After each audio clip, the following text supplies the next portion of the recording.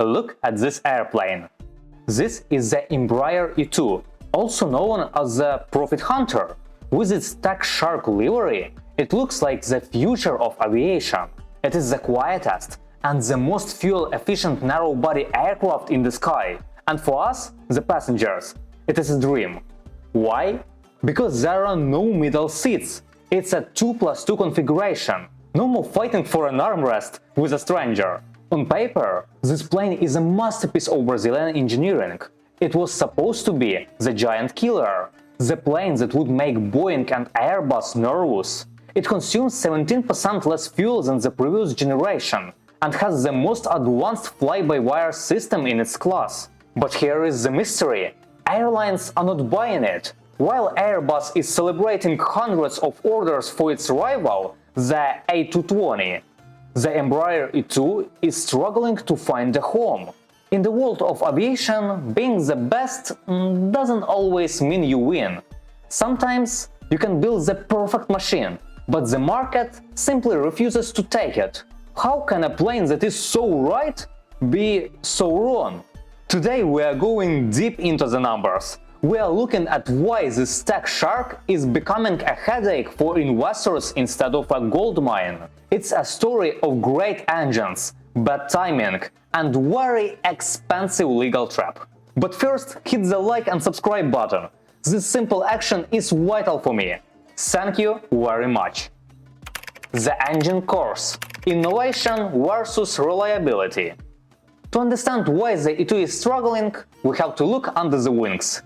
This is the Pratt Whitney GTF, the geared turbofan. It is a technical miracle, but for many airlines it has become a nightmare.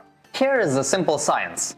In a normal jet engine, the fan and the turbine spin at the same speed. But in the GTF, there is a gearbox. This allows the big fan at the front to spin slower, while the turbine inside spins much faster. This makes the engine incredibly quiet and saves nearly 20% on fuel.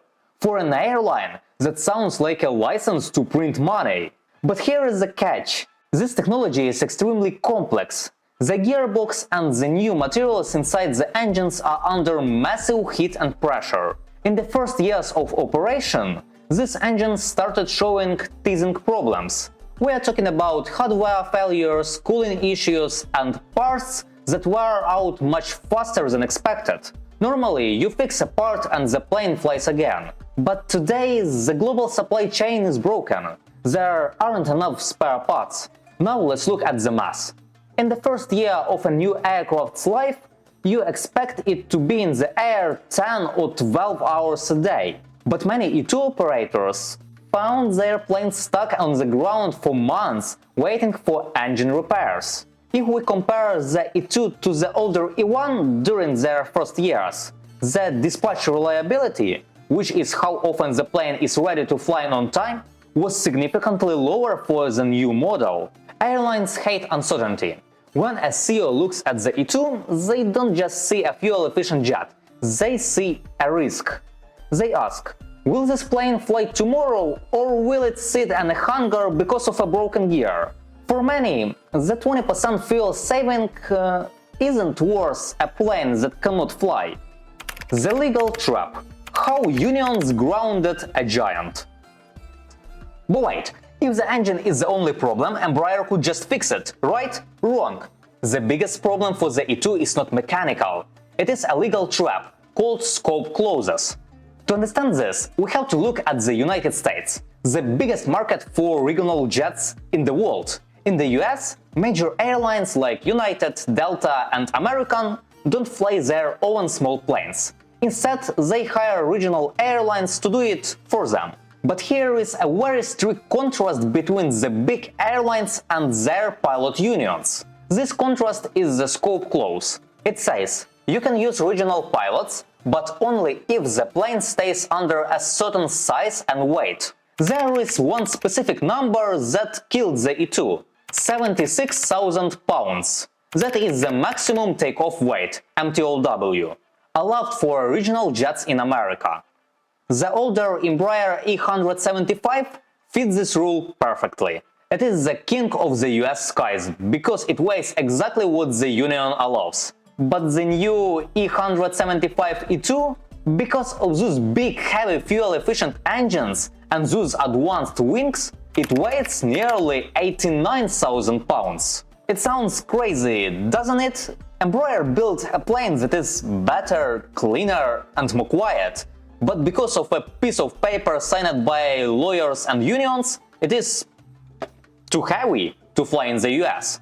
The unions refuse to change the weight limit. They want to protect the jobs of pilots who fly the bigger mainline jets. They fear that if they allow heavier regional planes, the big airlines will stop using large jets and replace them with smaller ones. Embraer made a massive gamble. They believed the rules would change by the time the E2 was ready.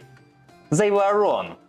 The rules stayed the same, and now the E175 E2, the most important version of the plane, has 0 customers in the world's most profitable market. It is a tragedy of modern aviation. You can spend billions of dollars on engineering and create a masterpiece, but you can still be defeated by a single line of text in a legal contract.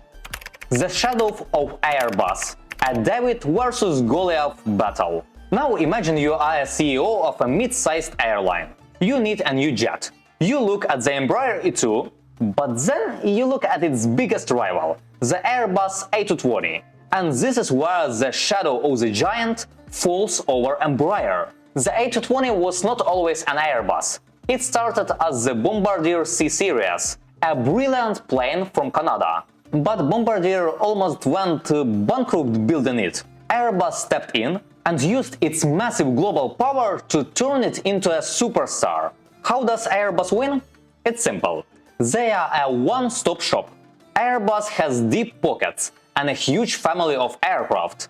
When they talk to an airline like JetBlue or Delta, they don't just sell one plane. They can say, if you buy 50 of our big A321s, we will give you a massive discount on 20 small A220s. Embraer cannot do this. They are a smaller independent company. They have to make a profit on every single jet they sell. They cannot play the same money game as the giant like Airbus. The numbers tell a painful story. Airbus has over 800 orders for the A220. Embraer? They have around 200 for the E2. In the business world, success creates more success. Airlines see everyone else buying the A220, so they feel it is a safer investment. But there is one more secret weapon Airbus has – the pilots. If an airline already flies the Airbus A320, the most popular plane in the world, it is much easier to train their pilots to the A220. It feels like a part of the same family. If they buy the Embraer, they have to build a completely new department for training and maintenance. For many airlines, even if the Embraer is a slightly better technical machine, the Airbus is the better business decision. Embraer is fighting a war against a company that has more money, more influence, and a bigger family. It is a fight that is almost impossible to win. Global survival. Looking for a new home. So, is the E2 dead? Not exactly. Since the US market is blocked by legal rules and Europe is dominated by Airbus, Embraer is looking at the rest of the world. In places like Brazil, India and Southeast Asia, the scope clause doesn't exist. These regions have thousands of islands and growing cities that need a plane exactly like the E2. Something bigger than a small turboprop, but smaller and cheaper to run than a massive Boeing 737. But the most important test is happening right now, in Canada, with Porter Airlines. Porter is the hero of the E2 story. They didn't just buy a few planes, they ordered up to 100 of them. They are using the E2 to fly long distances, like Toronto to Los Angeles or Florida. Porter is essentially a living laboratory. If Porter can prove that the E2 is reliable, that the engines stay healthy, and that passengers love the 2+2 seating, other airlines will stop being afraid. Porter is the advertising face that Embraer desperately needs. If Porter succeeds, the E2 survives. If Porter struggles, E2 may stay a niche aircraft forever. However, Embraer is smart. They are already preparing a plan B. They know the E2 might never be a global bestseller like the E1 was. So they are moving into a new space – sustainable aviation.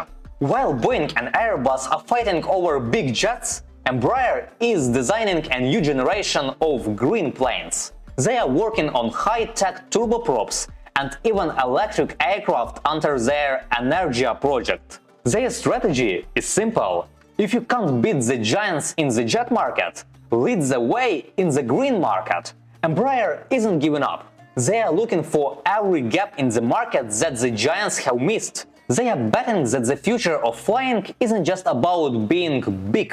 It's about being smart, efficient, and ready to pivot when the world changes. Now I want to ask you, would you prefer the Embraer E2 over Boeing or Airbus? And what do you think about this company in general? I'd be interested to hear your opinion. If you learned something new today, hitting the subscribe button is the best way to support me. As a new channel, every subscriber truly counts and motivates me to create better stories. Click here to watch the next video. Thanks for watching and see you next time!